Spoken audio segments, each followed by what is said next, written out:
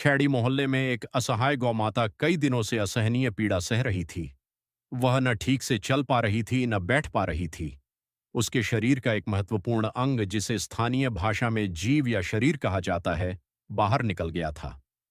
दर्द इतना अधिक था कि उसकी हर सांस मानो मदद की पुकार बन चुकी थी।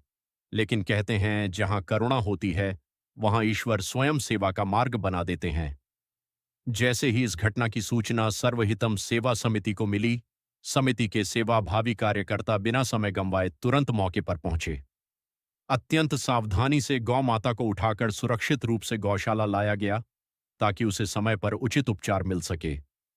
गौशाला पहुंचते ही पशु चिकित्सक को बुलाया गया। डॉक्टर ने गौ माता की गंभीर स्थिति का परीक्षण किया और तुरंत उपचार प्रारंभ किया। बड़ी सावधानी और कुशलता के साथ बाहर निकले हुए अंग को पुनः उसके स्थान पर स्थापित किया गया तथा आवश्यक टांके लगाए गए। उपचार के दौरान समिति के सभी कार्यकर्ता पूरी श्रद्धा और समर्पण के साथ गौमाता की सेवा में लगे रहे। किसी ने उसे सहारा दिया, किसी ने दवाइयों की व्यवस्था की, तो किसी ने उसके भोजन और पानी का ध्यान रखा।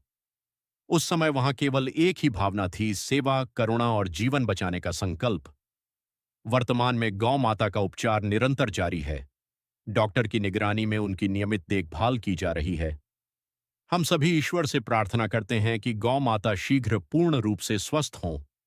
यह केवल एक गौ माता की कहानी नहीं है, बल्कि यह हम सभी के लिए एक संदेश है कि यदि हम समय रहते किसी असहाय जीव की सहायता करें, तो हम उसके जीवन में आशा की नई किरण बन सकते हैं।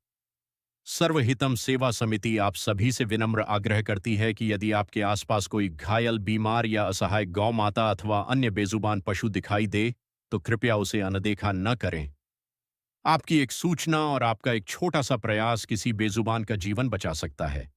आइए, सेवा को अपना संस्कार बनाएं, करुणा को अपनी पहचान बनाएं और हर असहाय प्राणी की रक्षा का संकल्प लें।